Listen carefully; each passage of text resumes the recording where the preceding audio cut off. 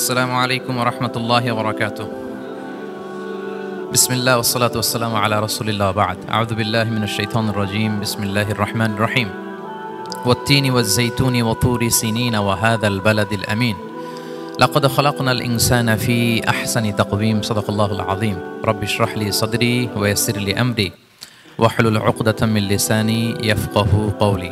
আমরা শুরুতে আল্লাহ রাব্বুল ইজ্জা ওয়াল জালালের দরবারে শুকরিয়া জ্ঞাপন করছি যে আল্লাহ তাআলা আমাদেরকে সাইয়্যিদুশ শুহুর 12 মাসের মধ্যে থেকে শ্রেষ্ঠতম মাস রমাদানুল মুবারাকে ইফতারির পূর্ব মুহূর্তে মহাবিশ্বের মহাবিশ্বয় মহাগ্রন্থ আল কোরআন আল কারীম থেকে সরাসরি কিছু কথা শুনবার জন্য একত্রিত হওয়ার সুযোগ করে দিয়েছেন। আমরা সবাই পড়ছি কালিমাতুশ শুকর আলহামদুলিল্লাহ। শুরুতেই সূরাতুত তিনের কয়েকটা আয়াত তেলাওয়াত করেছি। এটা কালামুল্লাহ মাজিদের 95 নম্বর সূরা। এই সূরাটা মক্কাতুল মুকাররমাতে নাজিল হয়েছে। এই সূরার আয়াত সংখ্যা 8টা। এই সূরার শুরুতে আল্লাহ তাআলা 4টা কসম করেছেন, ওয়াত-তিনি ওয়াজ-যাইতুনি ওয়া-তুরি সিনিনা ওয়া হাযাল বালাদিল আমিন। ওয়াত-তিন তিনের কসম, ওয়াজ-যাইতুন যাইতুনের কসম, ওয়া-তুরি সিনিন সিনাই পর্বতের কসম, ওয়া হাযাল বালাদিল আমিন আর নিরাপদ শহরের কসম। তো 4টা শপথ করেছেন বা আল্লাহ তাআলা কসম করেছেন। কসম দিয়ে আল্লাহ তাআলা কোরআনের অনেক সূরা শুরু করেছেন। যেমন একটা সূরায় আল্লাহ ফজরের সময়ের কসম করেছেন, আল্লাহ বলেছেন ওয়াল ফাজর। আল্লাহ আকাশের কসম করেছেন ওয়াস সামা ইযাতিল বুরুজ। আল্লাহ তাআলা সূর্যের কসম করেছেন ওয়াশ শামসি ওয়া দুহাহা। এভাবে আল্লাহ তাআলা তার সৃষ্টির অনেক কিছুর কসম করে গুরুত্বপূর্ণ কোনো মেসেজ বা বার্তা আমাদের সামনে হাজির করেন। তো এই সূরাতে আল্লাহ তাআলা 4টা জিনিসের কসম করে একটা খুবই গুরুত্বপূর্ণ বার্তা মানব মণ্ডলীর জন্য এই সূরাতে তিনি হাজির করেছেন। এই সূরাটা আমাদের অনেকেরই মুখস্থ আলহামদুলিল্লাহ, এবং আল্লাহ রাসূল সাল্লাল্লাহু আলাইহি ওয়াসাল্লাম প্রায় বিভিন্ন নামাজে এই সূরাটা তেলাওয়াত করতেন। বারা ইবনে আযিব রাদিয়াল্লাহু তাআলা আনহু উনি বর্ণনা করেন যে আমি একবার এশার সালাতে আল্লাহ রাসূল সাল্লাল্লাহু আলাইহি ওয়াসাল্লামের কণ্ঠে নামাজে সূরা 3 তিনি তেলাওয়াত করেছেন, আমি নিজ কানে শুনেছি, এবং ওনার কণ্ঠ যে এত মধুর ছিল, আমার জীবনে এত সুমধুর কণ্ঠের তেলাওয়াত আমি শুনি নাই। আল্লাহর হাবিব সাল্লাল্লাহু আলাইহি ওয়াসাল্লামের কোরআন তেলাওয়াতের যে কণ্ঠ এত সুমিষ্ট ছিল, এত চমৎকার ছিল, শুধু তেলাওয়াত শুনেই অনেকে শাহাদা পড়ে মুসলমান হয়েছে। আবু জাহেল মক্কায় নিষেধ করতো যে কেউ যাবা না মুহাম্মদের কাছে, সে পাগল, সে গণক, সে মিথ্যাবাদী, সে জাদুকর, সে স্বামী স্ত্রীর মধ্যে বিচ্ছিন্নতা নিয়ে আসে, সে বাবা ছেলেকে আলাদা করে দেয়, তার কাছেই যাবা না, আর সে যা বলে শুনবাই না, কানে আঙ্গুল দিয়ে রাখবা। তো মানুষকে যেটা নিষেধ করা হয় বেশি, মানুষের ওইটার ব্যাপারে আগ্রহ থাকে বেশি। সে যত নিষেধ করতো মানুষ আরো বেশি বেশি যেয়ে শুনতো। মানুষকে সে কি বারণ করবে, সে দিনের বেলা নিষেধ করতো, রাতে যে লুকিয়ে লুকিয়ে নিজেই তেলাওয়াত শুনতো। তাহলে চিন্তা করেন যে আল্লাহর হাবিব সাল্লাল্লাহু আলাইহি ওয়াসাল্লামের কোরআনিক রেসিটেশন কত চমৎকার মেলোডিয়াস ভয়েস হলে স্বয়ং আবু জাহাল রাত্রিবেলা লুকিয়ে লুকিয়ে কোরআন তেলাওয়াত শুনতে যেত আল্লাহর হাবিব সাল্লাল্লাহু আলাইহি ওয়াসাল্লামের কণ্ঠে। তো রাসূল সাল্লাল্লাহু আলাইহি ওয়াসাল্লাম সূরাতুত 3টা এশার সালাতে তিনি তেলাওয়াত করেছেন, এই মর্মে হাদিসে পাওয়া যায়। এবং এই সূরাটা একটা ফলের নামে সূরা। 3 একটা ফল, আরব বিশ্বে খুব বেশি হয় 3 ফল। আমরা বাংলাদেশে ডুমুর বলি, ইংরেজিতে ফিগ বলে, ফিগ ট্রি। তো ফলের নামে বেসিক্যালি আল্লাহ তাআলা এই সূরাটাকে, এই চ্যাপ্টারটাকে ডেডিকেট করেছেন। আমরা সূরাকে ইংরেজিতে চ্যাপ্টার বলি। কোরআনে 114টা চ্যাপ্টার, এর মধ্যে এই সূরাটা হচ্ছে ফলের নামে ডেডিকেটেড। বিভিন্ন নামে খুব ইনক্লুসিভ হয়ে আল্লাহ তাআলা কোরআনে সূরাগুলো দিয়েছেন। কোরআনে আপনি প্রাণীর নামে সূরা পাবেন, প্রাণী। মানুষের নামে সূরা পাবেন। মানুষের মধ্যে 3 ভাগ, মুমিন, তারপর কাফির, এরপর মুনাফিক। প্রত্যেকের নামে সূরা। সূরাতুল মুমিনুন আছে, সূরাতুল কাফিরুন আছে, আবার সূরাতুল মুনাফিকুন আছে। আমাদের দৃশ্য জগতের সবচেয়ে বড় প্রাণীটা হচ্ছে হাতি, তাই না? এই হাতির নামে একটা সূরা আছে। বলেন তো ওই সূরার নাম কি? সূরা ফিল। তারপর আমরা যে দেখি আমাদের দৃশ্য জগতের সবচেয়ে ছোট প্রাণী হচ্ছে পিঁপড়া। পিঁপড়ার নামে একটা সূরা আছে, সূরা আন-নামল। আন-নামল মানে পিঁপড়ার সূরা। মাকড়সার নামে সূরা আছে, সূরাতুল আনকাবুত। তারপর গোষ্ঠীর নামে সূরা আছে, সূরাতু আলে ইমরান। বংশের নামে সূরা আছে, সূরাতু কুরাইশ, কুরাইশ বংশের নামে সূরা। এইভাবে খুব ইনক্লুসিভ হয়েছে। এমন কিছু নাই যে আল্লাহ তাআলা উল্লেখ করেন নাই। মা ফাররাতনা ফিল কিতাবি মিন শাই, উল্লেখ করে নাই কোরআনে এমন কিছু নাই, সবকিছু আল্লাহ তাআলা উল্লেখ করেছেন। তো এই সূরাটা হচ্ছে একটা ফলের নামে। ফলটার নাম হচ্ছে 3 ফল। আল্লাহ তাআলা বলছেন ওয়াত-তিন, তিনের শপথ। আমি একবার সরল বঙ্গানুবাদ করি, এরপর আমি তাফসিরে ঢুকি। তিনের শপথ, ওয়াজ-যাইতুন, যাইতুনের শপথ, ওয়া-তুরি সিনিন, সিনাই পর্বতের শপথ, ওয়া হাযাল বালাদিল আমিন, এই নিরাপদ শহরের শপথ। লাকাদ খালাকনাল ইনসানা ফি আহসানি তাকওয়িম, নিশ্চয় আমি মানুষকে খুব চমৎকার সুন্দর অবয়বে সৃষ্টি করেছি। সুম্মা রাদাদনাহু আসফালা সাফিলিন, এরপরে তাকে আবার নিচু থেকে নিচুর দিকে নামিয়ে দিয়েছি। ইল্লাল্লাযিনা আমানু ওয়া আমিলুস সলিহাত, তবে তারা ছাড়া যারা ঈমান এনেছে এবং সৎকর্ম করেছে। ফালাহুম আজরুন গায়রু মামনুন, তাদের জন্য আছে অফুরন্ত পুরস্কার। ফামা ইউকাযযিবুকা বা'দু বিদ্দিন, এগুলো জানার পরও কিসে তোমাকে দিন অস্বীকারের ব্যাপারে উদ্বুদ্ধ করলো? আলাইসাল্লাহু বিআহকামিল হাকিমিন, আল্লাহ তাআলা কি শ্রেষ্ঠ বিচারক নন? সাদাকাল্লাহুল আযীম। এই হচ্ছে এই সূরাটির সরল অনুবাদ। এবার আমরা তাফসিরে ঢুকি। প্রথমে আল্লাহ তাআলা বলেছেন ওয়াত-তিন, তিনের শপথ। তিন মানে তো আমরা জানলাম, তিন মানে ডুমুর। আল্লাহর হাবিব সাল্লাল্লাহু আলাইহি ওয়াসাল্লাম তিনি তিন ফল পছন্দ করতেন এবং এটা ডায়াবেটিক্সের জন্য ভালো, ডায়াবেটিক্স নিয়ন্ত্রণ করে। আমাদের বোনদের যাদের ইররেগুলার মেনস্ট্রুয়েশনাল পিরিয়ড হয়, এটার জন্য এটা খুব ভালো এবং খুব স্ট্রেংথ স্টেমিনা আনে শরীরে। এটা জান্নাতের একটা গাছ। আদম আলাইহিস সালাম এবং হাওয়া আলাইহিস সালামকে যখন আল্লাহ বলেছিল ওয়ালা তাকরাবা হাযিহিশ শাজারাতা ফাতাকুনা মিনাজ জালিমিন, আদম এবং হাওয়া জান্নাতের সব জায়গায় যেতে মন চায় যাও, যা খেতে মন চায় খাও, এই নিষিদ্ধ গাছের কাছে যেও না, তাহলে তোমরা জালিম হয়ে যাবে। শয়তান এসে উল্টা বুঝালো, সে বলল তোমাদের খেতে নিষেধ করছে কেন জানো? আল্লাহ চায় না যে তোমরা জান্নাতে থাকো, আল্লাহ চায় এখান থেকে তোমাদের বের করে দিবে, কিন্তু তোমরা যদি এই গাছের ফল খাও আল্লাহ আর বের করতে পারবে না। দেখছেন শয়তানের অবস্থা? শয়তান কিন্তু নেগেটিভিটি নিয়ে সামনে আসে না, আসে খুব আপনার ওয়েল উইশার হিসেবে, উপদেশ নিয়ে, খুব ভালো একটা পজিটিভ ওয়েতে আসে। তো ওনারা খেয়ে ফেললেন এই নিষিদ্ধ গাছের ফল। খাওয়ার ফলে আদম আলাইহিস সালাম, হাওয়া আলাইহিস সালাম, ওনাদের গা থেকে জান্নাতের পোশাকগুলো ঝরে পড়ে গেল। এখন কি দিয়ে ওনারা ওনাদের প্রাইভেটকে ঢাকবেন? তখন ওনারা তাফসির ফি জিলালিল কোরআনে এসেছে যে ওনারা এই তিন গাছের পাতা নিয়ে নিজেদের প্রাইভেট ঢেকেছিলেন। সুবহানাল্লাহ। সেই তিন ফলের কসম আল্লাহ করলেন, ওয়াত-তিন, তিনের শপথ। এরপর আল্লাহ তাআলা বললেন ওয়াজ-জাইতুন, জাইতুনের শপথ। জাইতুন মানে হচ্ছে জলপাই। তো আল্লাহ তাআলা বললেন ওয়াজ-জাইতুন, জাইতুনের শপথ। জাইতুন মানে হচ্ছে জলপাই, ইংরেজিতে আমরা যেটাকে অলিভস বলি। তো আল্লাহ তিনের কসম করলেন এবং অলিভের কসম করলেন। দুইটাই খুব উপকারী ফল এবং আল্লাহর হাবিব সাল্লাল্লাহু আলাইহি ওয়াসাল্লাম তিনি জলপাইও খুব পছন্দ করতেন। ওনার রেগুলার ফুড আইটেমের মধ্যে জলপাই ছিল, অলিভস ছিল। এটা পাহাড়ি এরিয়া, মরুভূমিতে হয় এবং রাসূল সাল্লাল্লাহু আলাইহি ওয়াসাল্লাম বলেছেন কুলু যাইত ওয়াদ-দাহিনু ফাইন্নাহু মিন শাজারাতিন মুবারাকা, তোমরা অলিভ অয়েল এটা খেও এবং এটা গায়ে মালিশ করো, কেননা এটা বরকতময় একটা গাছের ফল, শাজারা মুবারাকা।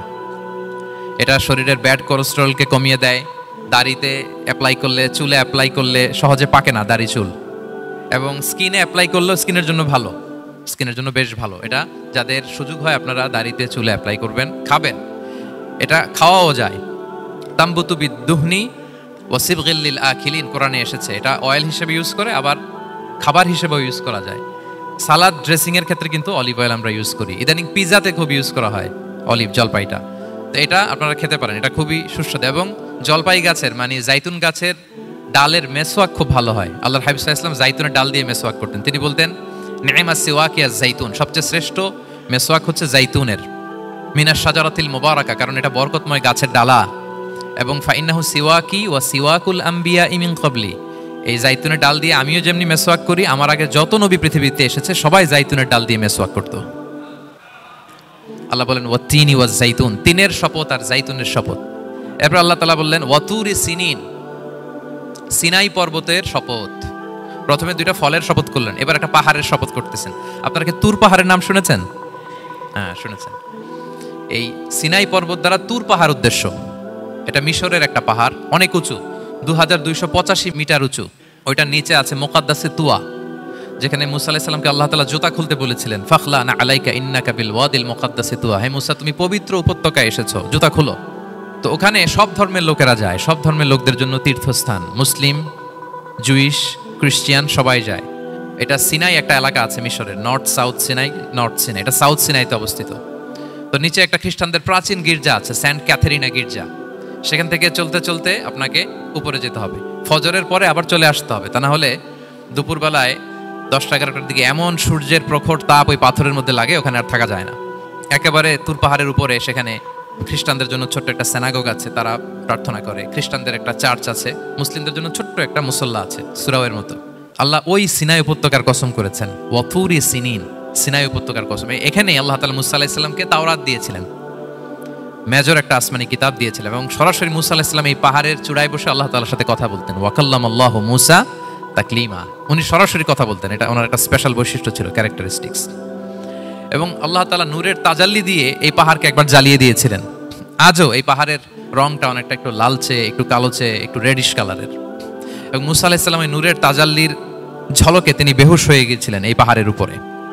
ইয়াজুজ মাহুজ যখন কিয়ামতের আগে আগমন করবে, তখন মুসলমানদের সেন্টার হবে, ঈসা আলাইহিস সালাম মুসলমানদেরকে নিয়ে ওইখানে অবস্থান করবেন, এই তুর পাহাড়ের ওখানে। এবং আল্লাহর হাবিব সাল্লাল্লাহু আলাইহি ইসলামের মেরাজের রাতে ইসরার সময় একটা স্টেশন ছিল এই তুর পাহাড়। জিবরাইল আলাইহিস সালাম এই তুর পাহাড়ে আল্লাহর হাবিব সাল্লাল্লাহু আলাইহি ইসলামকে নামিয়ে বলেছিলেন যে এটা জাবাল মুসা, আপনার ভাই মুসার পাহাড়, আপনি এখানে 2 রাকাত নামাজ পড়েন, দোয়া করেন। আল্লাহর হাবিব সাল্লাল্লাহু আলাইহি ইসলাম এই তুর পাহাড়ে 2 রাকাত সালাত আদায় করেছিলেন এবং দোয়া করেছিলেন।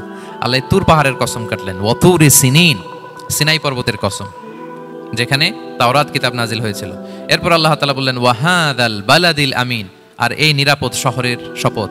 এই শহর দ্বারা মক্কা শহর উদ্দেশ্য, কারণ রাসূল সাল্লাল্লাহু আলাইহি ওয়াসাল্লাম তখন মক্কায় ছিলেন, মক্কা নগরী। এই শহরের পূর্ব নাম ছিল বাক্কা।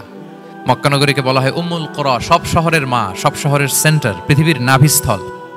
এবং আল্লাহ তাআলা বলেছেন মান দাখালাহু কানা আমিনা, এখানে যে প্রবেশ করবে সে নিরাপদ। হেরেমের মধ্যে কিন্তু কাউকে আক্রমণ করা যায় না, কোনো খুনিও যদি ঢুকে যায় অ্যাটাক করা যাবে না। তো জাহেলি যুগে এমনটা ঘটতো, কারোর সাথে কারো শত্রুতা হলে, ধরেন যে একজন তার বাবাকে হত্যা করেছে, তো সে তাকে পেয়েছে, ওই লোক বাঁচার জন্য দৌড়াতে দৌড়াতে হেরেমের ভিতরে ঢুকে যেত, কারণ সে জানে যে হেরেমে ঢুকলে সে আমাকে মারবে না। তো পরে সে যখন হেরেম থেকে বেরোতো আবার তার সাথে যুদ্ধ শুরু হতো। এবং এই শহরের এত মর্যাদার কারণ হচ্ছে সাইয়েদনা ইব্রাহিম আলাইহিস সালাম তিনি আল্লাহর কাছে দোয়া করেছিলেন যে রব্বি জাআল হাযা বালাদান আমিনা, হে আল্লাহ আপনি এই শহরকে নিরাপদ করেন, ওয়ারযুক আহলাহু মিনাস সামারাত, আর এই শহরের অধিবাসীদেরকে আপনি ফলমূল দিয়ে রিজিকের ব্যবস্থা করেন। এখনো দেখবেন যে সারা পৃথিবীতে যেই ফল নাই মক্কাতে ওই ফল আছে, সারা পৃথিবী থেকে ফল ওখানে যায়। এবং মক্কার নেইবরিং সিটি তায়েফ, সেখানে অনেক ফল উৎপাদিত হয়, এখানে আসে। নিরাপদ শহর বালাদান আমিনা। এবং আল্লাহর হাবিব সাল্লাল্লাহু আলাইহি ওয়াসাল্লাম বলেছেন যে এই মক্কা শহর আমার সবচাইতে প্রিয় শহর। বাধ্য হয়ে তিনি যখন হিজরত করলেন মদিনায়, সেদিন বারবার তিনি মক্কার দিকে পেছনে ফিরে ফিরে তাকান আর কেঁদে কেঁদে তিনি বলতেছিলেন যে মাক্কাতু আহাব্বুল বিলাদ ইলাইয়া, মক্কা আমার কাছে সবচেয়ে প্রিয় নগরী। লাউলা উখরিজতু লামা খারাজতু, আমাকে যদি জোর করে বের করে দেয়া না হতো আমি কোনোদিন মক্কা ছেড়ে অন্য কোথাও যেতাম না। আল্লাহর হাবিব সাল্লাল্লাহু আলাইহি ওয়াসাল্লামের সবচেয়ে প্রিয় শহর ছিল মক্কা, এবং এটা আল্লাহর হাবিব সাল্লাল্লাহু আলাইহি ওয়াসাল্লামের জন্মস্থান। মাকান মাউলিদির রাসূল, রাসূল সাল্লাল্লাহু আলাইহি ওয়াসাল্লামের বিলাদাত হয়েছে এই শহরে। এবং এই শহরকে আল্লাহ বলেছেন মাসাবাতান লিন্নাসি ওয়া আমনা, মানুষের মিলনস্থল, কেন্দ্রস্থল, সারা পৃথিবী থেকে মানুষ ওখানে যায়। আপনি যে রমাদানে যদি মক্কায় যান, আল্লাহু আকবার, লক্ষ লক্ষ উমরা পালনকারী সেখানে, ইউরোপ থেকে, আফ্রিকা থেকে, অস্ট্রেলিয়া থেকে, এশিয়া থেকে, সারা পৃথিবীর মানুষের মিলনস্থল। ওখানে গেলে আপনি দেখবেন মাসাবাতান লিন্নাসি ওয়া আমনা, নিরাপদ জায়গা এবং মানুষের মিলনস্থল। এটা এখানে এমন মসজিদ আল্লাহ রেখেছেন কাবা ঘরের চারদিকে, এটাকে বলা হয় মসজিদুল হারাম, যে মসজিদে 1 রাকাত সালাত পড়লে 1 লক্ষ রাকাতের সওয়াব হয়। আল্লাহর ঘরকে কেন্দ্র করে তাওয়াফের নির্দেশ দেওয়া হয়েছে, ওয়ালিয়াত তাওয়াফু বিল বাইতিল আতিক, পৃথিবীর কোনো ঘরকে তাওয়াফ করা যায় না, কোনো ঘরকে, এই একটা মাত্র ঘর যেটাকে এর চারদিকে এরকম তাওয়াফ করা যায়। তাহলে এই পবিত্র ঘর, পবিত্র মসজিদ যেই শহরে অবস্থিত, সেই শহরের কসম আল্লাহ করেছেন। আল্লাহ বললেন ওয়াহাদাল বালাদিল আমিন, এই নিরাপদ শহরের কসম, মানে মক্কা শহরের কসম। আমরা আপাত দৃষ্টিতে আমাদের কাছে মনে হচ্ছে 2টা ফলের কসম, একটা পাহাড়ের কসম, একটা নগরীর কসম। আসলে বেসিকলি আল্লাহ তাআলা এই 4টা শপথ দিয়ে 3 নবীর জন্মস্থান, 3 নবীর নবুয়তের কসম করেছেন। কিভাবে সেটা আমি মিলিয়ে দেই। এই যে প্রথমে যে আল্লাহ বলেছেন ওয়াতিনি ওয়া জাইতুন, 3 এবং জাইতুনের কসম। পৃথিবীতে সবচেয়ে বেশি 3 এবং জাইতুন কোথায় উৎপন্ন হয় জানেন? ফিলিস্তিনে। কোথায়? শাম দেশে, যেটা হাদিসের পরিভাষায় বলা হয় শাম, বর্তমান ফিলিস্তিন এবং সিরিয়া মিলে। 3 জাইতুন দিয়ে বেসিকলি আল্লাহ তাআলা ফিলিস্তিনের শপথ করেছেন, শাম দেশের শপথ, যেখানকার বেথলহামে ঈসা আলাইহিস সালাম, জেসাস ক্রাইস্ট, তিনি জন্মগ্রহণ করেছেন, ঈসা আলাইহিস সালামের জন্মস্থান। তাহলে 3 জাইতুনের শপথের মাধ্যমে মূলত আল্লাহ তাআলা ঈসা আলাইহিস সালামের জন্মস্থানের শপথ করেছেন, কারণ সেখান থেকে ওহী বিচ্ছুরিত হয়েছে, ওনার কাছে ইনজিল নাজিল হয়েছিল। এবং এই শামের মর্যাদার ব্যাপারে অনেক কথা আল্লাহর হাবিব সাল্লাল্লাহু আলাইহি ওয়াসাল্লাম তিনি বলেছেন। আল্লাহ রাসূল সাল্লাল্লাহু আলাইহি ওয়াসাল্লাম যখন মেরাজে যান, তখন মক্কা থেকে এই শাম দেশে ফিলিস্তিনের বাইতুল মাকদাসে রাসূল সাল্লাল্লাহু আলাইহি ওয়াসাল্লামকে নিয়ে যাওয়া হয়েছিল। এবং রাসূল সাল্লাল্লাহু আলাইহি ওয়াসাল্লাম প্রায় বলতেন তুবা আলি শাম, শামের জন্য বরকত, কেননা ফেরেশতারা তাদের রহমতের পাখা শাম দেশের উপর বিছিয়ে রেখেছে। এবং তিনি বলতেন ফিতনার সময় আলাইকুম বিশাম, তোমরা শামে যেও, শামে থেকো। এবং তিনি দোয়া করেছেন আল্লাহুম্মা বারিক লানা ফি শামিনা, আল্লাহ তুমি আমার শামে, শাম অঞ্চলে আল্লাহ তুমি বরকত দিও। এবং হাদিসে এসেছে এই শামই হচ্ছে আরদুল মাহশার, এখানেই হাসর হবে। শাম অঞ্চলকে বিস্তীর্ণ করে এখানেই ময়দানুল মাহশার আল্লাহ তাআলা কায়েম করবেন, হাসরের ময়দান এখানেই হবে। এবং সেখানেই হচ্ছে সানিউল কিবলাতাইন, আমাদের আগের কিবলা কিন্তু বাইতুল মাকদাসের দিকে ছিল, যেটা শামে অবস্থিত, ফিলিস্তিনে বাইতুল মুকাদ্দাস, যেই মসজিদে নামাজ পড়লে 1 রাকাতে 500 রাকাতের সওয়াব। 3টা মসজিদে সালাত পড়লে স্পেশাল ভার্চুর কথা আছে, এর বাইরে আর অন্য মসজিদের বিশেষ কোনো ফজিলত নাই, বাকি সব মসজিদ সমান। এক হচ্ছে মসজিদুল হারাম, 1 রাকাতে 1 লক্ষ রাকাত। 2 নম্বর মসজিদে নববী, 1 রাকাতে 1000 রাকাতের সওয়াব। আর একটা দুর্বল বর্ণনায় 50,000 রাকাতের সওয়াব। 3 নম্বরে এই মসজিদুল আকসা, 1 রাকাতে 500 রাকাতের সওয়াব। এই 3 মসজিদে যেন আমরা যে সালাত আদায় করতে পারি, আল্লাহ তুমি তৌফিক দান করো। 2 মসজিদে তো একেবারেই সহজ যাওয়া, মক্কা মদিনাতে। বাইতুল মাকদাসেও যেন আমরা যেতে পারি, আল্লাহ তুমি সেই পরিস্থিতি আমাদের জন্য তৈরি করে দাও। তো এই বাইতুল মাকদাসের দিকে রাসূল সাল্লাল্লাহু আলাইহি ওয়াসাল্লাম টানা 14 বছর নামাজ পড়েছেন। 14 বছর। প্রথম 13 বছর কোনো সমস্যা হয়নি মক্কায়, কারণ তখন কেবলা বাইতুল মুকাদ্দাস থাকলেও রাসূল সাল্লাল্লাহু আলাইহি ওয়াসাল্লাম সামনে রাখতেন কাবাকে। কেবলা বাইতুল মুকাদ্দাস, কিন্তু তিনি তো মক্কায় ছিলেন নবুয়তির প্রথম 13 বছর, সামনে কাবাকে রাখতেন, তারপরে টু দ্য ডাইরেকশন অফ বাইতুল মুকাদ্দাস। কিন্তু যখন মদিনায় গেলেন তখন তো আর কাবা নাই, তখন রাসূল সাল্লাল্লাহু আলাইহি ওয়াসাল্লাম কাবাকে মিস করতে আরম্ভ করলেন। আর প্রায় আল্লাহর কাছে কামনা করতেন, আমার বংশের গোড়া ইব্রাহিম আলাইহিস সালামের রুট যেখানে, আমার জন্মস্থান, সেই কাবার দিকে যদি আবার কিবলাটা ফিরিয়ে দেয়া হতো। কদ নারা তাকাল্লুবা ওয়াজহিকা ফিস সামা ফালানুওয়াল্লিয়ান্নাকা কিবলাতান তারদাহা। আল্লাহ আয়াত নাযিল করলেন, নবী আপনি আকাশের দিকে তাকিয়ে কি ভাবেন আমি বুঝি, আপনি চান কিবলা যেন আমি মক্কার দিকে ঘুরিয়ে দেই। আল্লাহ তাআলা ঘুরিয়ে দিলেন। আল্লাহ বলেন, ফাওয়াল্লি ওয়াজহাকা শাতরাল মসজিদিল হারাম, এখন থেকে মসজিদুল হারামের দিকে আপনি টু দ্য ডাইরেকশন অফ কিবলা নামাজ পড়বেন। কিবলা চেঞ্জ হয়ে গেল। তো মদিনায় যে 16-17 মাস আর মক্কায় 13 বছর, মোট 14 বছর আল্লাহর হাবিব সাল্লাল্লাহু আলাইহি ওয়াসাল্লাম এই মসজিদুল আকসার দিকেই হয়ে তিনি নামাজ পড়েছেন। এটা আমাদের আগের কিবলা ছিল। এবং শেষে কিয়ামতের আগে যে মালহামার যুদ্ধ হবে, তখন রাসূল সাল্লাল্লাহু আলাইহি ওয়াসাল্লাম বলেছেন, মালহামার যুদ্ধের সময় মুসলমানদের ফুস্তাদ বা তাবু হবে, শিবির হবে এই ফিলিস্তিনের দামেস্কের পাশে আল গৌতা নামে এক জায়গা আছে, ওই গৌতাতে। এবং ঈসা আলাইহিস সালাম এসে যে দাজ্জালকে হত্যা করবেন সেটা ওই শামে, ফিলিস্তিনের বাবুল লুদ এখনো একটা জায়গা আছে, ওই জায়গাটার নাম এখনো বাবুল লুদ, ওখানে তিনি দাজ্জালকে হত্যা করবেন। এবং সেখানে একটা সাদা মিনারা আছে, ফেরেশতার পাখায় ভর করে ঈসা আলাইহিস সালাম তখন সেখানে নেমে আসবেন। ওই ফিলিস্তিনের ওই শাম দেশের ওই মিনারার পাশে তিনি এসে পৃথিবীতে তিনি নুজুল করবেন, নুজুল ঈসা আলাইহিস সালাম। তো 3 এবং জাইতুনের কসম করে বেসিক্যালি আল্লাহ তাআলা ঈসা আলাইহিস সালামের জন্মস্থানের কসম করেছেন। কারণ 3 এবং জাইতুন, ডুমুর এবং জলপাই, অলিভ কোন দেশে বেশি হয়? শাম দেশে। আওয়াজ করে বলেন কোন দেশে? বর্তমান ফিলিস্তিন এবং সিরিয়া। এবং ওই ভূখণ্ডে আল্লাহ নবী ঈসা আলাইহিস সালামের জন্মস্থান। তাহলে এই 2 ফলের কসম করে বেসিক্যালি আল্লাহ তাআলা ঈসা আলাইহিস সালামের জন্মস্থানের কসম করেছেন। ওনার প্রতি নাজিল হওয়া যে তাওরাত ইনজিল গ্রন্থ, এই রেভেলেশনের কসম করেছেন। আচ্ছা, এরপরে ওয়াতুরি সিনিন, সিনাই পর্বতের কসম। সিনাই পর্বত বা তুর পাহাড় হচ্ছে মিশরে অবস্থিত, আর মিশর হচ্ছে মুসা আলাইহিস সালামের জন্মস্থান। কার জন্মস্থান? মুসা আলাইহিস সালামের জন্মস্থান। তাহলে ওয়াতুরি সিনিন, তুর পাহাড়ের কসম বুঝিয়ে আল্লাহ তাআলা মূলত মুসা আলাইহিস সালামের জন্মস্থানের কসম করেছেন, যেখানে তাওরাত নাজিল হয়েছে। এরপরে ওয়াহাদাল বালাদিল আমিন, এ নিরাপদ শহর বলে আল্লাহ তাআলা মক্কা শহরকে বুঝিয়েছেন। আর মক্কা কার জন্মস্থান বলেন তো? মুহাম্মদুর রাসূলুল্লাহ সাল্লাল্লাহু আলাইহি ওয়াসাল্লাম, সাইয়্যিদুল মুরসালিন, খাতামুন নবিয়্যিন, রাহমাতাল লিল আলামিন, হাবিবুল্লাহ মুহাম্মদুর রাসূলুল্লাহ সাল্লাল্লাহু আলাইহি ওয়াসাল্লামের জন্মস্থান। তাহলে এই 4টা আয়াতে 4টা শপথের মধ্য দিয়ে মূলত আল্লাহ তাআলা ঈসা আলাইহিস সালামের জন্মস্থান, মুসা আলাইহিস সালামের জন্মস্থান এবং মুহাম্মদ সাল্লাল্লাহু আলাইহি ওয়াসাল্লামের জন্মস্থান, যেই 3টা এলাকায় ভূখণ্ডে 3টা মেজর ওহী নাজিল হয়েছে। এক তো ঈসা আলাইহিস সালামের কাছে নাজিল হয়েছে ইনজিল কিতাব, আর একটা হচ্ছে তাওরাত। তাওরাত এমন কিতাব যে কিতাব দিয়ে হাজার হাজার নবীরা ফয়সালা করেছেন। বনি ইসরাইলের অনেক নবীর উপর কোনো কিতাব নাজিল হয়নি, তার মানে তারা রাসূল ছিলেন না, তারা নবী, তারা সবকিছু তাওরাত দিয়েই ফয়সালা করতেন। আর রাসূল সাল্লাল্লাহু আলাইহি ওয়াসাল্লামের উপর কোরআন নাজিল হয়েছে। তার মানে প্রথম 4টি শপথ দিয়ে বেসিক্যালি ইনজিলের শপথ, তাওরাতের শপথ এবং কোরআনের শপথ। বুঝতে পেরেছেন সবাই? আল্লাহ ওহির শপথ করেছেন। দেখেন, ফল, পাহাড়, নগরী মাড়িয়ে সারা পৃথিবী ঘুরিয়ে আপনাদেরকে শেষ পর্যন্ত ইনজিল, তাওরাত এবং কোরআনে নিয়ে আসছেন, আমার সাথে আসছেন। হ্যাঁ, এই রেভেলেশনের শপথ আল্লাহ করেছেন। তাহলে ওয়াত্তিনি ওয়াজাইতুনি ওয়াতুরি সিনিনা ওয়া হাযাল বালাদিল আমিন, এই 4 আয়াতে 4টা শপথের মধ্য দিয়ে মূলত আল্লাহ তাআলা আসমান থেকে নাজিল হওয়া যে ওহী, এই ওহীর শপথ অথবা ওহী যেই ভূখণ্ডে নাজিল হয়েছে সেই ভূখণ্ডগুলোর শপথ করে আল্লাহ একটা গুরুত্বপূর্ণ কথা বলবেন। সেটা কি? আল্লাহ তাআলা বললেন, লাকাদ খালাকনাল ইনসানা ফি আহসানি তাকওয়িম, আর আমি মানুষকে অত্যন্ত চমৎকার অবয়বে সৃষ্টি করেছি, চমৎকার গঠনে, চমৎকার স্ট্রাকচারে, ডিজাইনে সৃষ্টি করেছি। মানুষের দৈহিক অবকাঠামো গঠন এটা যেমনি চমৎকার, মানুষের ইন্টেলেকচুয়াল কাঠামো এটা চমৎকার, মানুষের আচরণগত যে বিহেভিয়ারাল ট্রেটস, ক্যারেক্টারিস্টিক্স এটাও চমৎকার। প্রত্যেক দিক থেকে আল্লাহ তাআলা নান্দনিকভাবে মানুষকে তিনি তৈরি করেছেন। আমরা যদি দেহের কথা বলি, হিউম্যান অ্যানাটমি নিয়ে যাদের ধারণা আছে, আপনি শুনলে অবাক হবেন, এত জটিলভাবে আমাদের দেহটা ফাংশন করে। ঠিক যেই মুহূর্তে আমি কথা বলতেছি আমার ব্রেইন সচল, আমার নার্ভ সিস্টেম সচল, হেয়ারিং সিস্টেম, স্মেলিং সিস্টেম, আমার এই যে হার্ট সচল, সিস্টোলিক ডায়াস্টোলিক অলিন্দ নিলয় হচ্ছে, আমার লাং কাজ করতেছে, কিডনি ইজ ওয়ার্কিং পারফেক্টলি, সব কিছু কাজ করতেছে।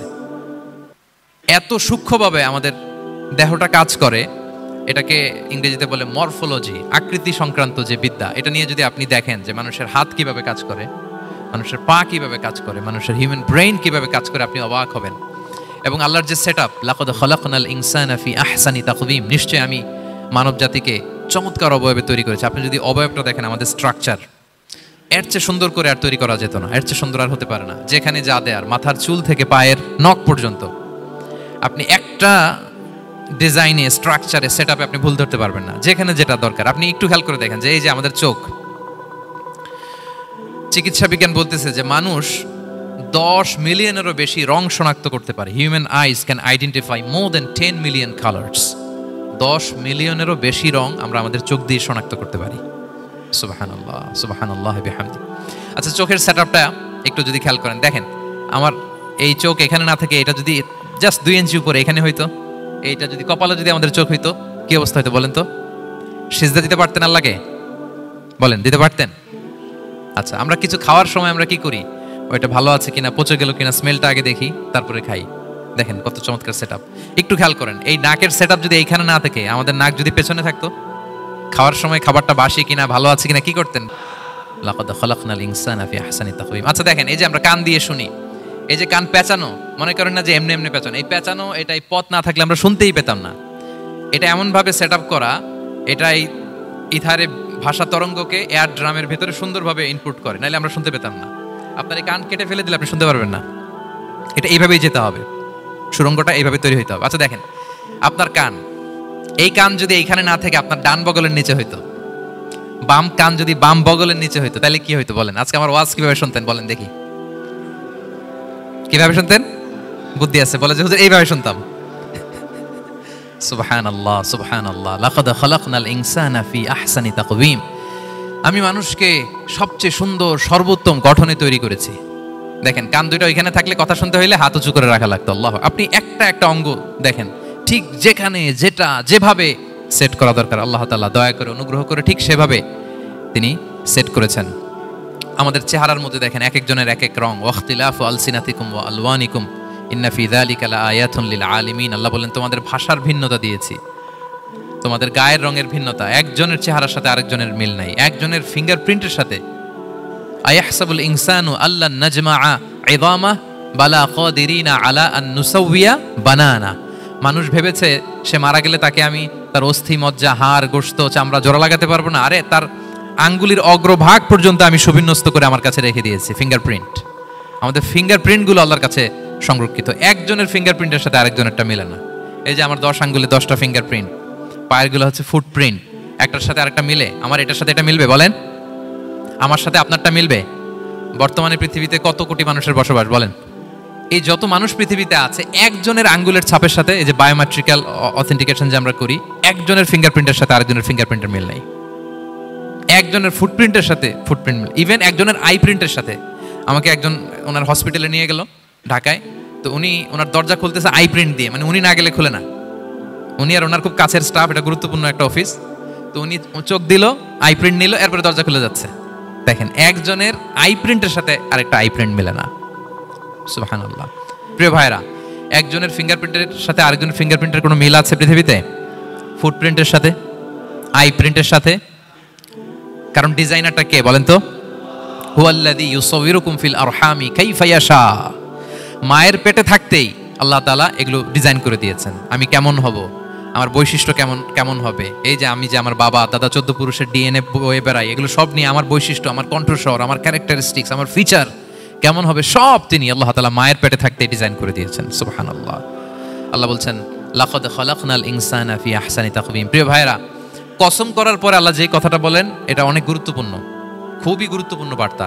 আল্লাহ চারটা কসম করে, তিনটা নবীর জন্মস্থানের শপথ করে তিনি বললেন, লাকাদ খালাকনাল ইনসানা ফি আহসানি তাকওয়িম। নিশ্চয় আমি অত্যন্ত চমৎকার আকৃতিতে মানুষকে তৈরি করেছি।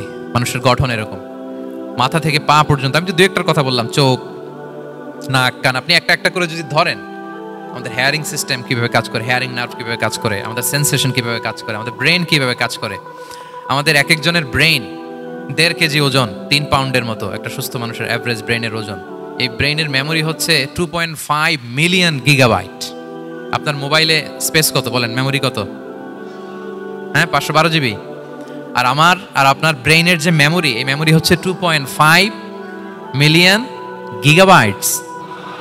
আল্লাহ, এই যে প্রতি মুহূর্তে আমাদের নিউরন কানেক্টিভিটি হচ্ছে, ব্রেনের স্নায়ুগুলোর যত কানেক্টিভিটি হয়, যত আমরা চিন্তা করে ব্রেনকে খাটাই, নতুন নতুন জিনিস আমরা তৈরি করতে পারি। এবং এমনভাবে আল্লাহ তাআলা এমন সফিস্টিকেটেড ব্রেইন আল্লাহ মানুষকে দিয়েছে, মানুষ পারে না এমন কিছু নাই। মানুষ যা কল্পনা করতে পারে মানুষ তা করে দেখাতে পারে। এজন্য আমাদের কল্পনার জানালাটাকে বড় করতে হবে। আই রিপিট, মানুষ যা কল্পনা করতে পারে, ইমাজিন করতে পারে, সেটা মানুষ করে দেখাতে পারে। ওই ক্যাপাসিটি দিয়ে আল্লাহ তাআলা মানুষকে তৈরি করেছেন। সুবহানাল্লাহ, সুবহানাল্লাহ। লাকাদ খালাকনাল ইনসানা ফি আহসানি তাকওয়িম। এই ব্রেনকে খাটিয়ে মানুষের কত ইনভেনশন, কত ডিসকভারি, মানুষ সভ্যতার পর সভ্যতা বিনির্মাণ করেছে। চোখ ধাঁধানো মানুষের আবিষ্কার, তাক লাগিয়ে দিয়েছে গোটা বিশ্বে একটার পর একটা করে। আল্লাহ এমন ভাবে মানুষকে তিনি তৈরি করেছেন। লাকাদ খালাকনাল ইনসানা ফি আহসানি তাকওয়িম। চমৎকার অবয়বে, তার দৈহিক অবয়ব যেমনি সুন্দর, তার বুদ্ধিগত, তার চিন্তাগত, তার ইন্টেলেক্ট, এটাও তেমন সুন্দর, এটাও তেমন চমৎকার। পৃথিবীর কোনো প্রাণীকে আল্লাহ তাআলা এরকম হিউম্যান ব্রেইনের মতো এরকম সফিস্টিকেটেড ব্রেইন দিয়ে, ইন্টেলেক্ট দিয়ে তৈরি করেনি। এজন্য সব প্রাণী থেকে মানুষ আলাদা। সব প্রাণী থেকে মানুষের চিন্তা, বিবেক, বুদ্ধি এগুলো আলাদা। তাহলে দেখেন, মানুষের শ্রেষ্ঠত্ব মূলত এগুলোর দ্বারা। মানুষ যদি তার চিন্তা, বিবেক, বুদ্ধি খাটায়, সে শ্রেষ্ঠ হয়ে যায়।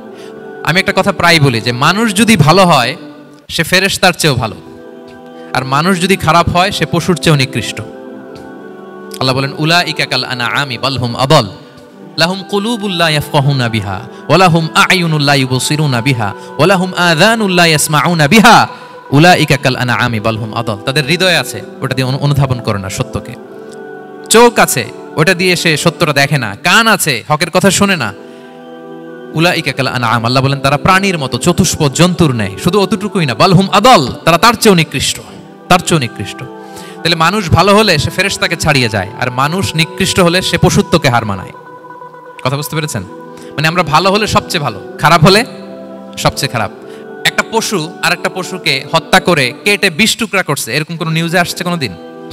কিন্তু আশরাফুল মাখলুকাত মানুষ, তার মতো রক্তে মাংসে গড়া আরেকটা মানুষকে নির্মমভাবে হত্যা করে কেটে 20 টুকরা করে বস্তাবন্দি করে ডোবার মধ্যে ফেলে রাখছে। এরকম নিউজ আছে না বলেন? আছে। মানুষ তার মতো একটা মানুষকে নির্মমভাবে হত্যা করে। এরকমও তো আছে যে কেরোসিন দিয়ে তার মতো আরেকটা মানুষকে সে জ্বালিয়ে দিয়েছে, আছে না নাই বলেন? গ্রামের পর গ্রাম জ্বালিয়ে দেয়, জনপদের পর জনপদ ধ্বংস করে দেয়, বোমা মেরে শহর উড়িয়ে দেয়। লিটল বয় মেরেছিল আমেরিকান সোলজাররা জাপানের হিরোশিমা শহরের উপর। আমি হিরোশিমা তো গত বছর ভিজিট করে আসলাম, আমি নিজে দেখে এসেছি যে এখানে বোমটা মেরেছে।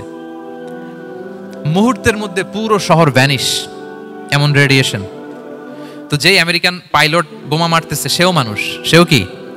আর যাদেরকে ধ্বংসের জন্য এই লিটল বয় মারলো হিরোশিমাতে আর ফ্যাটম্যান মারলো নাগাসাকিতে, এরাও কি? তাহলে দেখেন, মানুষ তার মতো আরেকটা মানুষকে এরকম মেরে টুকরো টুকরো কুচি কুচি করতে সে দ্বিধাবোধ করে না। আল্লাহ, মানুষ গণহত্যা চালায়, জেনোসাইড। এই যে আমাদের বাংলাদেশে তো কিছুদিন আগে হলো গণহত্যা, হেলিকপ্টার থেকে গুলি করে বাচ্চা মেরে ফেলতেছে। কার বাচ্চা? কার কলিজার টুকরা সন্তান? Don't care.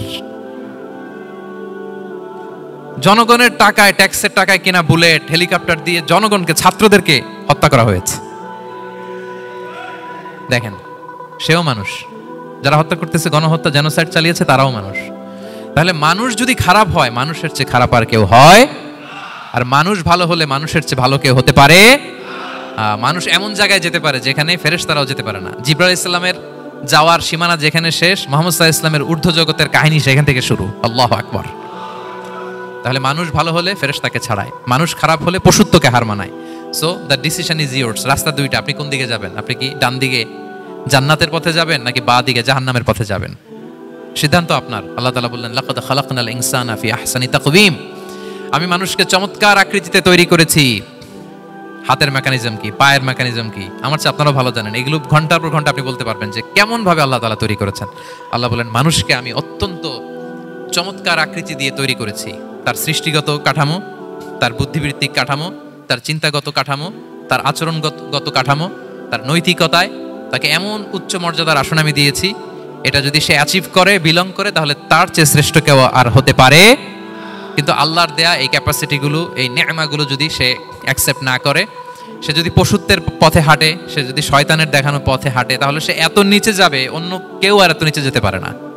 মানুষ যত নিচে যেতে পারে, ফেরেশতারাও অত নিচে যেতে পারবে না, জিন জাতিও পারবে না, কোনো প্রাণীর পক্ষে যাওয়া সম্ভব না। তাহলে মানুষকে আল্লাহ তাআলা এমন সফিস্টিকেটেড ওয়েতে তৈরি করেছেন, চাইলে সে সবার উপরে যেতে পারে, আবার চাইলে আল্লাহর দেয়া নেয়ামতগুলোকে যদি সে ভিন্ন খাতে প্রবাহিত করে, সে সবচেয়ে নিকৃষ্ট হতে পারে। সেটাই আল্লাহ বললেন, সুম্মা রাদাদনাহু আসফালা সাফিলিন, এরপরে তাকে আমি হীন থেকে হীনতর করেছি, নিচ থেকে আরো নিচে নিয়েছি। সে যখন ঈমান আনে না, সে যখন সৎকর্ম করে না, সে যখন আল্লাহর দেখানো রাস্তায় সে চলে না, সে যখন তার নফসের কথা শুনে, সে যখন তার প্রবৃত্তির গোলাম সাজে, সে সবচেয়ে নিকৃষ্ট হয়। আসফালা সাফিলিন মানে একেবারে নিচে, এর নিচে আর নাই। আল্লাহ বলেছেন ইন্নাল মুনাফিকিনা ফিদ দারকিল আসফালি মিনান নার, সেখানে আল্লাহ আসফাল বলেছেন। মুনাফিকরা জাহান্নামের একেবারে তলদেশে থাকবে। তাই মানুষ যদি ঈমান আর সৎকর্মের বলে বলিয়ান না হয়, সে এত খারাপ হয়, কেউ এত নিচে যেতে পারে না। বলেন, মানুষ যত নিচে যেতে পারে, জিন তত নিচে যেতে পারবে? ফেরেশতারা পারবে না। আর মানুষ যত উপরে যেতে পারে, ফেরেশতারা এত উপরে যেতে পারবে না। সো দুইটারই সুযোগ আপনার আছে। সুম্মা রাদাদনাহু আসফালা সাফিলিনের দুইটা ব্যাখ্যা। কোন মুফাসসির বলেছেন, যৌবনের পর, যৌবনে থাকে শক্তিশালী, বার্ধক্যের সময় যখন সে নুয়ে যায়, ছোট হয়, সে একেবারে দুর্বল হয়ে যায়, সেটা বোঝানো হয়েছে। আর অন্যান্য মুফাসসিরিন একরাম বলেছেন না, আল্লাহর দেওয়া এই নেমা ক্যাপাসিটি যখন সে সঠিক পথে কাজে লাগায় না, সে যখন প্রবৃত্তির অনুসরণ করে, সে তখন এত খারাপ হয়, এত নিচ থেকে নিচুতর হয়, এত হীন থেকে হীনতর হয়, তার চেয়ে হীনতর আর কেউ তখন হতে পারে না। সেখান থেকে বাঁচার দুটি রাস্তা আল্লাহ বলছেন ইল্লাল্লাযীনা আমানু ওয়া আমিলুস সলিহাত, তবে যারা ঈমান আনে এবং সৎকর্ম করে তারা ছাড়া। তারা ওই নিচু থেকে নিচুতর নয়, তারা শ্রেষ্ঠতর। ঈমান এবং সৎকর্ম, ঈমান এবং আমলে সালেহাত। কোরআনের অনেক জায়গায় আপনি আয়াতটা পাবেন, ইন্নাল্লাযীনা আমানু ওয়া আমিলুস সলিহাতি কানাত লাহুম জান্নাতুল ফিরদাউসি নুজুলা, নিশ্চয়ই যারা ঈমান এনেছে, সৎকর্ম করেছে, তাদের জন্য আমি জান্নাতে ফিরদাউস রেখে দিয়েছি। আল্লাহ বলেন, তারা নিকৃষ্ট হবে না যারা ঈমান এনেছে, সৎকর্ম করেছে। যারা কি এনেছে? ঈমান। আর কি করেছে? সৎকর্ম করেছে। ইল্লাল্লাযীনা আমানু, যারা ঈমান এনেছে, সৎকর্ম করেছে, ফালাহুম আজরুন গায়রু মামনুন, তাদের জন্য রয়েছে অফুরন্ত পুরস্কার, মানে জান্নাত। তাদের জন্য কি? ওই জান্নাতে যেতে আমরা চাই কি চাই না বলেন? রাস্তা কয়টা? এটা চলে গেছে ডান দিকে, এটার গন্তব্য হচ্ছে ডেস্টিনেশন জান্নাতুল ফিরদাউস। আর এটা শয়তানের পথ, এটা আপনার প্রবৃত্তির দেখানো পথ, এটা চলে গিয়েছে জাহান্নামে। So now the decision is years. আপনার ডিসিশন, কোন দিকে যাবেন, ডানে না বায়ে? জান্নাতে না জাহান্নামে? জান্নাতে যেতে চাই আমরা। ফালাহুম আজরুন গায়রু মামনুন, তাদের জন্য আছে অফুরন্ত নেয়ামত, অফুরন্ত পুরস্কার। আমরা যেন সেই পুরস্কার লাভে ধন্য হতে পারি, আমরা সবাই বলি আমিন। আল্লাহ বলেন, এইভাবে 4টা কসম করার পরে, এত গুরুত্বপূর্ণ বার্তা হাজির করার পরে, তোমার ঘুমন্ত বিবেককে জাগিয়ে তোমাকে বার্তা দেওয়ার পরেও কিভাবে তুমি অস্বীকার করতে পারো আখিরাতকে? ফামা ইউকাযযিবুকা বা'দু বিদ্দিন, এরপরেও কোন বিবেকে, কোন আকলে, কোন সাহসে তুমি কর্মফল দিবসকে অস্বীকার করো? কোন সাহসে? এখানে দিন দ্বারা উদ্দেশ্য কর্মফল। ভালো করলে যে ভালো পাবে, খারাপ করলে যে খারাপ পাবে, দিনের অনেক অর্থ, এটার তাফসিরে গেলে সময় কুলাবে না। ফামা ইউকাযযিবুকা বা'দু বিদ্দিন, এরপরেও কর্মফলকে অস্বীকার করার সাহস তুমি কোত্থেকে পাও? কিসে তোমাকে উদ্বুদ্ধ করে কর্মফল দিবসকে অস্বীকার করতে? আলাইসাল্লাহু বিআহকামিল হাকিমিন, আল্লাহ তাআলা কি শ্রেষ্ঠ বিচারক নন? সূরা আবু দাউদে আল্লাহর হাবিব সাল্লাল্লাহু আলাইহি ওয়াসাল্লাম বলেন, কেউ যদি সূরাতুত তিন তেলাওয়াত করতে করতে যদি শেষ আয়াতে চলে আসে, আর সে যখন পড়ে আলাইসাল্লাহু বিআহকামিল হাকিমিন, আল্লাহ তাআলা কি শ্রেষ্ঠতম বিচারকদের মধ্যে সর্বশ্রেষ্ঠ বিচারক, জাজ নন? তখন সে যেন উত্তর দেয়, এটা তো আল্লাহর প্রশ্ন। আলাইসাল্লাহু বিআহকামিল হাকিমিন, আল্লাহ আমাদেরকে প্রশ্ন ছুড়ে দিয়েছেন যে আল্লাহ তাআলা কি শ্রেষ্ঠ বিচারক নন? তখন যে তেলাওয়াত করে সে যেন বলে, বালা বালা ওয়া আনা আলা যালিকা মিনাশ শাহিদিন। বালা মানে অবশ্যই, হ্যাঁ আল্লাহ অবশ্যই আপনি শ্রেষ্ঠ বিচারক, আর আপনি যে শ্রেষ্ঠতম বিচারকের সাক্ষী আমি দিচ্ছি, এই ঘোষণা আমি দিচ্ছি। পড়েন সুবহানাল্লাহ। আপনি দেখবেন মসজিদুল হারামে, হারামাল মাক্কিতে যখন তেলাওয়াত করে ইমাম সাহেবরা, এই আয়াতের পরেই যদি রুকুতে যায়, দেখবেন ফিস ফিস করে বলে যে বালা বালা ওয়া আনা আলা যালিকা মিনাশ শাহিদিন। আমি নিজে শুনেছি, দেখবেন ওনার এটা পরে, কারণ আল্লাহ এখানে প্রশ্ন ছুড়ে দিয়েছেন। আর উত্তর হিসেবে বলতে হবে বালা ওয়া আনা আলা যালিকা মিনাশ শাহিদিন, আল্লাহ অবশ্যই আপনি শ্রেষ্ঠ বিচারক। আল্লাহর চাইতে শ্রেষ্ঠ বিচারক আর হতে পারে? আমরা কত লাকি যে আল্লাহর আহকামুল হাকিমিন হিসেবে বিচারক পেয়েছি। আমাদের বিচার যদি অন্য কেউ করতো, নিজেরা যদি নিজেদের, আল্লাহ যদি বলতো তোরটা বিচার তুই কর আর তোরটা তুই কর, কি অবস্থা হইতো বলেন? যার সাথে যার শত্রুতা আছে ওইখানে দেখাই দিত। কিন্তু আমরা বিচারক হিসেবে পেয়েছি কাকে? আল্লাহ কি পার্শিয়ালিটি করবে বিচারে? স্বজনপ্রীতি করবে? কারো উপর জুলুম করবে? কাউকে ঠকাবে? আল্লাহ বলেন ওয়ামা আনা বিযাল্লামিল লিল আবিদ, আমি কখনো আমার বান্দার উপর জুলুম করি না। ওয়া নাদাউল মাওয়াজিনাল কিসতা লিয়াউমিল কিয়ামা, কিয়ামতের দিন আমি মিজান নামে এমন এক ন্যায় বিচারের মানদণ্ড স্থাপন করব, ফালা তুযলামু নাফসুন শাইআ, এক বিন্দু পরিমাণ কেউ মাজলুম হবে না। এক বিন্দু পরিমাণ কেউ মাজলুম হবে না। এজন্য দুনিয়াতে যদি বিচার না পান, আল্লাহর দরবার বিচারটা দিয়ে রাখেন, সেদিন বিচার হবে। আহকামুল হাকিমিন, আপনারা ঠকাবে না। দুনিয়াতে বিচার পান নাই, মাজলুম হয়েছেন, মানুষ ভুল বুঝছে, কেউ আপনারে ঠিকমতো বুঝে নাই, আপনার কথাটা কাকে বলবেন? বিপদে পড়লে ক্রাইসিস মোমেন্টে কাকে শেয়ার দিবেন? না ফেসবুকে শেয়ার দিবেন? আমরা তো ফেসবুকে শেয়ার দিয়ে দিই এখন। ফেসবুকে শেয়ার দেওয়ার আগে, বন্ধুকে শেয়ার দেওয়ার আগে, স্ত্রীর কাছে শেয়ার করার আগে আমার সমস্যার কথা আগে শেয়ার করব কাকে? কারণ আলাইসাল্লাহু বি আহকামিল হাকিমিন, আল্লাহ বলছেন আমি কি শ্রেষ্ঠ বিচারক নই? বালা বালা ইয়া রব ওয়া আনা আলা যালিকা মিনাশ শাহিদিন, অবশ্যই আল্লাহ আপনি শ্রেষ্ঠ বিচারক। ক্লিয়ার হয়েছে না সবার কাছে? শপথ কয়টা ছিল? 4টা। মূলত নবুয়তের শপথ, তাই না? নবুয়ত আমাদের জন্য সবচাইতে বড় নেয়ামত। কারণ নবীরা যদি আমাদেরকে এই তথ্যগুলো না দিতেন, আমরা জান্নাত জাহান্নাম চিনতাম? ভাইরা বলেন তো, আখেরাত চিনতাম? এই যে আখেরাত হবে, পুলসিরাত হবে, day of judgement, day of accountability, আল্লাহর সুপ্রিম কোর্টের কাঠ গড়ায় পাই টু পাই হিসাব দিতে হবে, নবীরা না এসে বললে আমরা এত বুঝতাম না। নবীরা জান্নাত জাহান্নাম চিনিয়েছে, আল্লাহর বিশদ পরিচয় আমাদের সামনে তুলে ধরেছে, আখিরাতের পরিচয়, লাইফ আফটার ডেথ কিরকম হবে সবকিছু আমাদের কাছে তুলে ধরেছে। সো নবুয়ত আল্লাহ তাআলার পক্ষ থেকে অনেক বড় নেয়ামত। 2 নম্বর নেয়ামত হচ্ছে আল্লাহ তাআলা আমাদেরকে যে ক্যাপাসিটি দিয়েছে, বুদ্ধিমত্তা, ইন্টেলেক্ট, বিচার বিশ্লেষণ, যেটা দিয়ে আমরা অন্যান্য সব প্রাণী থেকে আলাদা, এটাও আল্লাহর বড় নেয়ামত। এই নেয়ামতের শুকরিয়া যেন আমরা করি। এবং আমি যেটা বলেছি, মানুষ যেটা কল্পনা করতে পারে সেটা সে করেও দেখাতে পারে। সো আল্লাহ তাআলা যাকে যেই কোয়ালিটি দিয়েছে, ক্যাপাসিটি দিয়েছে, আমরা যেন এই নেয়ামতের শুকরিয়া করি। নেয়ামতের শুকরিয়া করলে এই নেয়ামত দেওয়ার ধারাবাহিকতা এটা বাড়িয়ে দেয় কে? লা ইন শাকারতুম লা আযীদান্নাকুম ওয়া লা ইন কাফারতুম ইন্না আযাবি লাশাদীদ। শুকরিয়া করলে নেয়ামত আরো বাড়িয়ে দেব। তাহলে প্রথম নেয়ামত ছিল নবুয়ত, প্রফেটহুড, প্রফেসি, এটা অনেক বড় নেয়ামত। এই রেভেলেশন এসে আমাদেরকে এনলাইটেন করেছে। তা না হলে আমাদের গডকে, গডের ফিচার কি, আখেরাত কি, জান্নাত কি, জাহান্নাম কি, the concept of punishment, concept of আখেরা, কিছুই আমরা ভালোভাবে বুঝতাম না। এটার শপথ আল্লাহ করেছেন। আল্লাহ আমাদেরকে নেয়ামত দিয়েছেন, ক্যাপাসিটি দিয়েছেন, সক্ষমতা দিয়েছেন, সবচাইতে সফিস্টিকেটেড ব্রেন দিয়ে তৈরি করেছেন, এটা একটা বড় নেয়ামত। এবং রাস্তা দেখিয়ে দিয়েছেন, হয় ডানে নয় বায়ে। এবং তিনি আশ্বাস দিয়েছেন যে তোমাদেরকে সঠিক ফায়সালার মাধ্যমে বিচার করা হবে সেদিন। তাই আমাদের বিপদে আপদে সবসময় আমরা যেন ফরিয়াদ করি এক মহান সত্তার কাছে। বলুন তো আওয়াজ করে, তিনি কে? আল্লাহর কাছে যেন আমরা ফরিয়াদ করি। আল্লাহ তাআলা আমাদের সবাইকে কথাগুলো বুঝার ও আমল করার তৌফিক দান করুক। হাযা মা ইনদি ওয়াল ইলমু ইনদাল্লাহি আলাইহি তাওয়াক্কালতু ওয়া ইলাইহি উনীব। সুবহানাকাল্লাহুম্মা ওয়া বিহামদিকা আশহাদু আল্লা ইলাহা ইল্লা আনতা আস্তাগফিরুকা ওয়া আতুবু ইলাইক।